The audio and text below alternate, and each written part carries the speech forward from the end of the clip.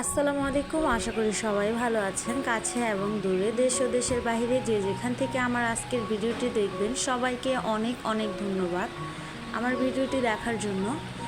তো আজকের ভিডিওটা একেবারে ভোর সকাল থেকে শুরু করেছি। যখন ফজরের আজান দিয়েছে তার একটু পরে ঘুম ভেঙে গেছে, তো উঠে নামাজ পড়লাম।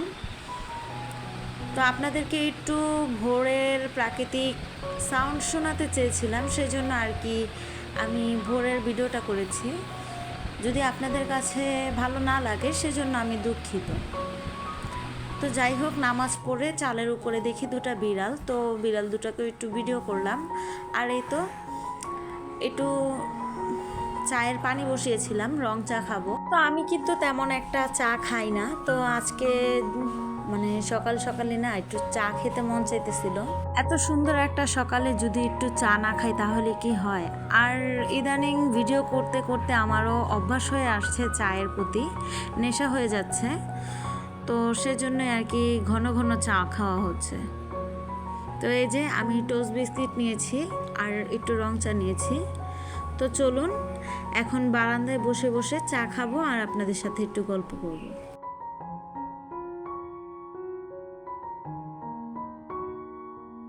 তো বারান্দায় চা নিয়ে চলে আসলাম। এখন বারান্দায় বসে বসে চা খাবো আর আপনাদের সাথে একটু গল্প করব, প্রাকৃতিক দৃশ্য দেখবো আর একটু চা খাবো। এই যে চা নিয়ে বসছি, আশেপাশে কিন্তু কেউই ঘুম থেকে ওঠেনি, সবাই ঘুমাচ্ছে।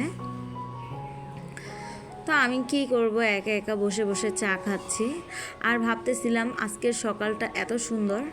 তো আজকের এই সকালটা আরেকটু সুন্দর করার জন্য যদি আমি একটু খুদের ভাত রান্না করি তাহলে কেমন হয়। তো যেই ভাবা সেই কাজ। এখানে ঘরে কাঁঠালের বিচি ছিল, তো কাঁঠালের বিচিগুলোকে সিদ্ধ করে তো ভর্তা করব। তো শিলপাটাটা ধুয়ে নিয়েছি, এখন ভর্তা বানাবো। তো আমি আর কি শিলপাটাটা খুব বেশি একটা ইউজ করি না বলতে আমি একেবারেই শিলপাটা ধরি না, আমি কোনো বাটাবাটি করি না, সব আমার ব্লান্ডারে করি। আমার একবারেই বাটাবাটি ভালো লাগে না।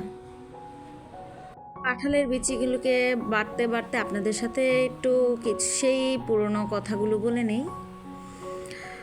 যারা ভিডিও দেখছেন শুরুতে একটি লাইক দিবেন আর পুরো ভিডিও দেখে অবশ্যই কমেন্ট করে জানাবেন আমার ভিডিওটি আপনাদের কাছে কেমন লাগলো। আর হ্যাঁ, নতুন বন্ধুদেরকে যতই বলছি তারা কিন্তু কথা আমার একেবারেই শুনছে না। কিছু কিছু নতুন বন্ধু আছে বারবার আমার ভিডিওর কমেন্টে এসে বলছে নতুন বন্ধু হলাম, সাপোর্ট করলাম, এগুলো বলে আমার সাবস্ক্রাইব তো কেটে নিচ্ছে, হয়তো তারও কেটে যাচ্ছে, সে হয়তো বুঝছে না। যাই হোক, আপু ভাইয়া যে এরকম করছেন প্লিজ এরকম করবেন না, এতে করে আপনার আমার দুজনেরই ক্ষতি। কমিউনিটি আছে, কমিউনিটিতে বলবেন। তো এই তো আমার ভর্তা বাটা হয়ে গেছে। আর এই তো আমি এখানে যে অফ ক্যামেরায় কিন্তু সব কিছু করে ফেলেছি, অনেক কাজই করেছি। আর এখন এই তো খুদের ভাত রান্না করব, খুদের বউয়া করব, সেজন্য চালগুলোকে ধুয়ে নিচ্ছি।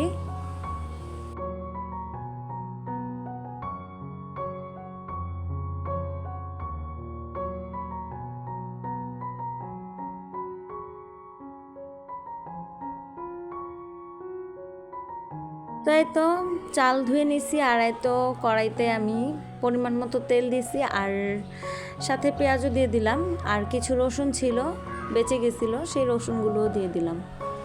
তো আমি যেভাবে খুদের ভাত রান্না করি সেটাই আপনাদের সাথে শেয়ার করলাম। কে কীভাবে রান্না করেন আমি জানি না। যদি আমার খুদের বউয়াটি আপনাদের কাছে ভালো লাগে তাহলে আপনারা একবার ট্রাই করতে পারেন। আর এইভাবে রান্না করলে কিন্তু অনেক মজা হয়। এখানে আমি দিয়ে দিলাম 1 চামচ আদা রসুন বাটা আর দিয়ে দিলাম 3 টুকরো কাঁচামরিচ, 3টা ফালি করে, আর সামান্য পরিমাণ হলুদ দিলাম। তো এখন আমি এটাকে কষিয়ে নেব 5 মিনিট। তো এই তো 5 মিনিট পর আমার কষানো হয়ে গেছে। এখন আমি এখানে চাল দিয়ে দিব আর আমি খুদের ভাতের সাথে সামান্য পরিমাণ ডাল দিছি, একেবারেই হালকা, এরপরে বউয়ার টেস্টটা আর একটু বেড়ে যাবে। তো এখন আমি চালগুলোকে 10 মিনিটের জন্য ভালো করে ভেজে নেব যাতে করে ঝরঝরা হয় খুদের বৌয়াটা।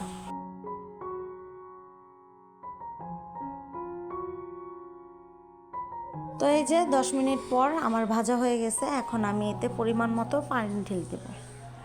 তো আমি কিন্তু সব সময়ই হাতের 2 আঙ্গুল কর মেপে তারপরে পানি দিই। অনেকেই আছে পট মেপে পানি দেয়, তো আমি কিন্তু পট মেপে পানি দিই না, আমি 2 আঙ্গুল কর মেপে পানি দিই।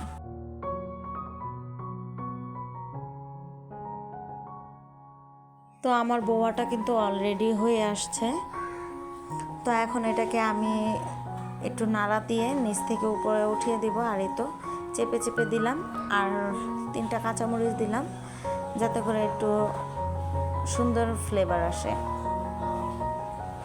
তো এখন এটাকে আমি আরও 7 মিনিটের জন্য ঢেকে দিব, এতে করে ভিতরে যে চালের শক্ত দানা দানা আছে সেগুলো হয়ে আসবে। আর এই তো এদিকে আমি অফ ক্যামেরায় ভর্তা বেটে নিছি, শুটকির বাগার করেছি। এখানে আমি কাঁঠাল বিচির ভর্তা, আলুর ভর্তা, ডালের ভর্তা আর করেছি শুটকির বাগার।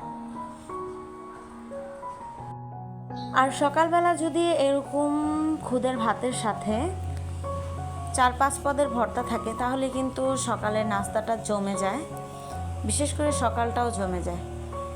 তো যাই হোক, এদিকে আমি রান্না করতেছি আর বাহিরে ভীষণ বৃষ্টি হচ্ছে, অনেক জোরে বৃষ্টি পড়ছে, কিন্তু হয়তো ক্যামেরায় তেমন একটা বোঝা যাইতেছে না।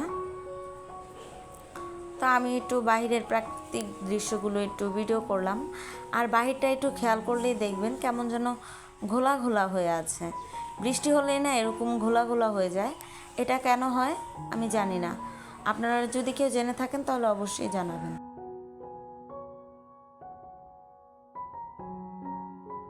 তো অফ ক্যামেরায় আমি সব কিছু গুছিয়ে নিয়েছি, আর আমার খুদের ভাত রান্না হয়ে গেছে। তো আজকে সকালের নাস্তা হচ্ছে খুদের বৌয়া আর 4 রকমের ভর্তা।